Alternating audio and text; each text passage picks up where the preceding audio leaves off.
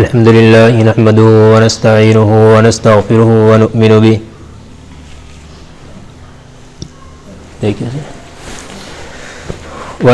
به ونتوكل عليه ونعوذ بالله من شرور أنفسنا ومن سيئات أعمالنا من يهده الله فلا مضل له ومن يضلله فلا هادي له ونشهد أن لا إله إلا الله وحده لا شريك له ونشهد أن سيدنا ومولانا محمدا عبده ورسوله صلى الله عليه وعلى آله وأصحابه وبارك وسلم تسليما كثيرا أما بعد فأعوذ بالله من الشيطان الرجيم بسم الله الرحمن الرحيم وسارعوا إلى مغفرة من ربكم وجنة عرضها السماوات والأرض أعدت للمتقين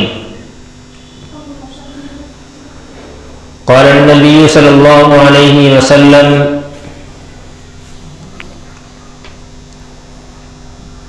لا يدخل الجنة قطات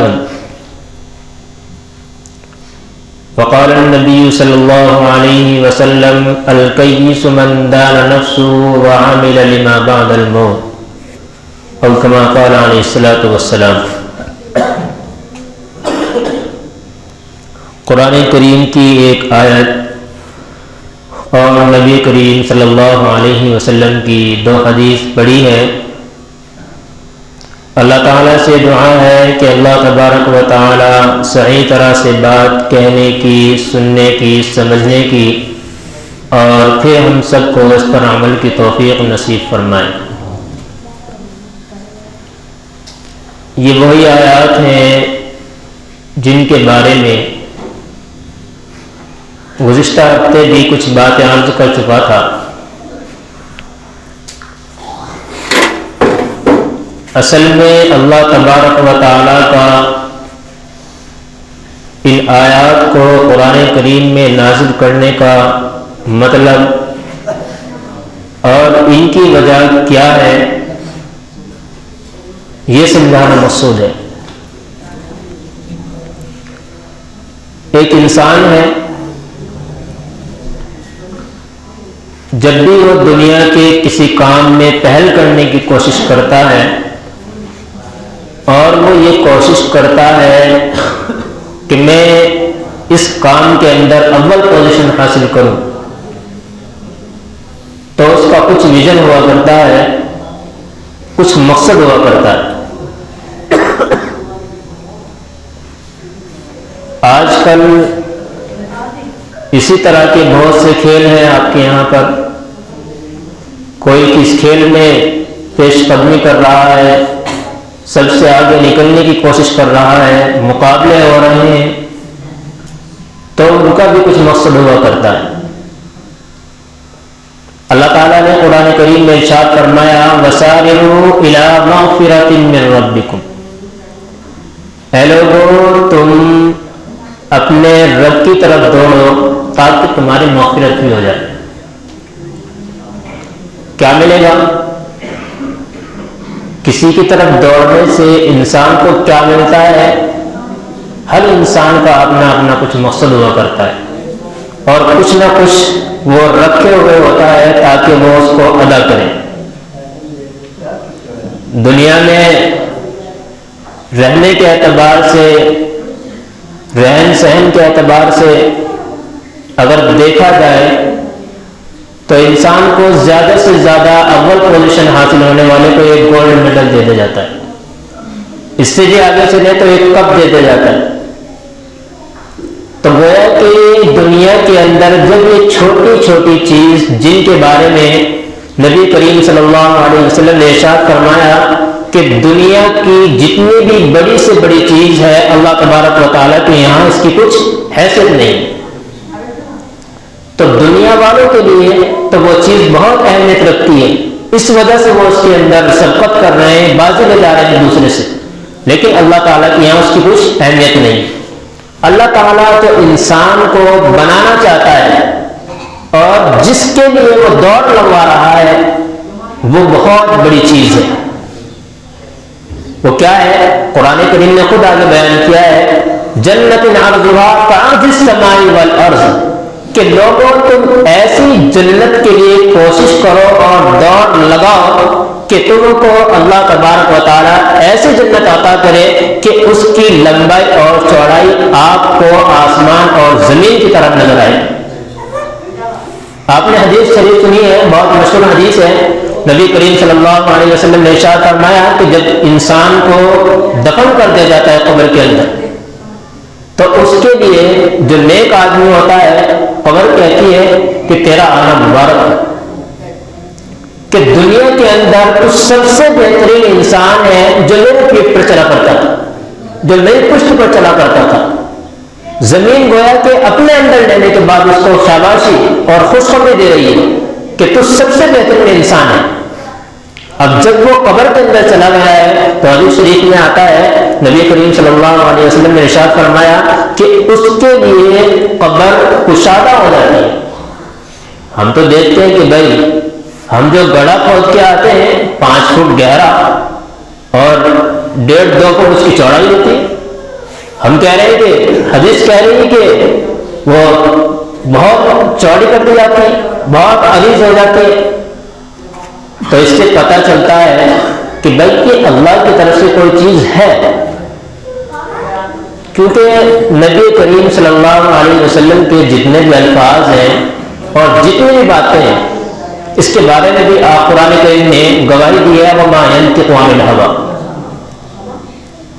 کہ لوگوں آپ صلی اللہ علیہ وسلم کبھی بھی اپنی خواہشات کی جانب سے نہیں بولتے. آپ کے اندر اس طرح کی خواہش ہے کہ آپ اپنی خواہش سے کچھ بول رہے ہیں.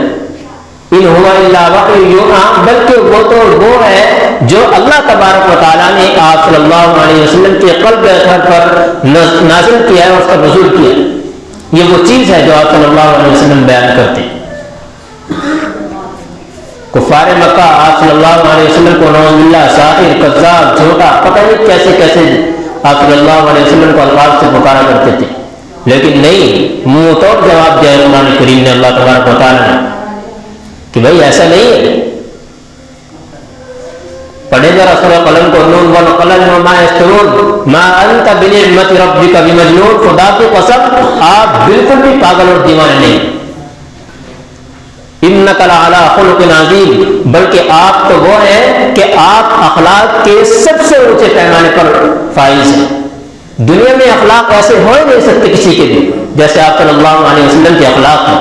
تو آپ صلی اللہ علیہ وسلم نے ارشاد فرمایا کہ اس کی قبر کو جو انسان نیک ہوتا ہے اتنا کشادہ کر دیا جاتا ہے، اتنا چوڑا کر دیا جاتا ہے تا حد نگاہ.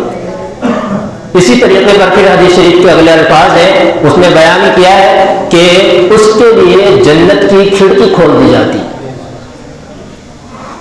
اور حدیث شریف میں یہ بھی آیا ہے کہ آخرت کی منزلوں میں سب سے پہلی منزل وہ قبر ہے.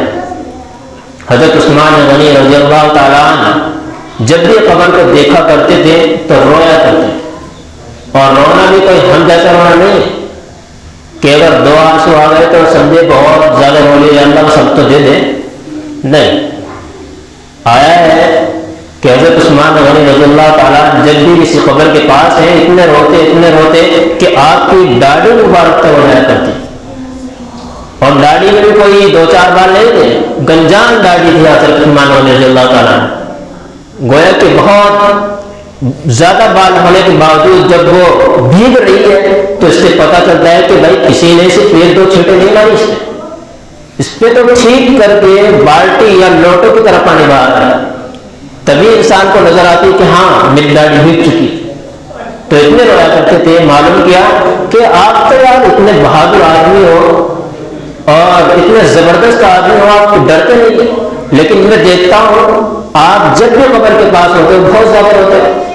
عرض کیا کہ لوگوں یہ آخرت کی منزلوں میں سب سے پہلی منزل ہے، جو اس میں کامیاب ہو گیا انشاءاللہ آگے اس کی منزل آسان ہو جائے گی. اور جو اس منزل کے اندر پھنس گیا آ کر کے پہلی منزل میں تو گویا کہ اللہ ہی بہتر جانتا ہے کہ اس کے لیے کیا انجام ہو. تو یہ سب سے پہلی منزل ہے قبر کی. بہرحال یہ پہلی منزل ہے جس کے بارے میں اتنا لمبا چوڑا وعدہ کیا گیا ہے. قرآن کریم نے آگے بیان کیا الی مغفرۃ من ربکم وجنۃ عرضها كعرض السماء والارض, اور دوسری آیت ہے وجنۃ عرضها السماوات والارض اعدت للمتقین, جو متقی اور پرہیزگاروں کے لیے تیار کی گئی ہے. جنت وہ چیز. تو ہم لوگ جب دنیا میں بازی ایک دوسرے سے لگاتے ہیں ایک بڑی چھوٹی سی چیز کو حاصل کرنے کے لیے جس کی حیثیت ہمارے یہاں بہت زیادہ ہے, تو کیوں نہ ہم اللہ تبارک و تعالیٰ کے لیے جس کا وہ ہم سے وعدہ کر رہا ہے ان اللہ لا یخلف المیعاد, دنیا کے وعدے جھوٹے ہو سکتے ہیں, اس میں دھاندلی ہو سکتی ہے, دھوکہ کیا جا سکتا ہے, لیکن اللہ تبارک و تعالیٰ وہ ہے جو اس نے بیان کر دیا, اللہ تبارک و تعالیٰ اس کو دے کر کے رہے.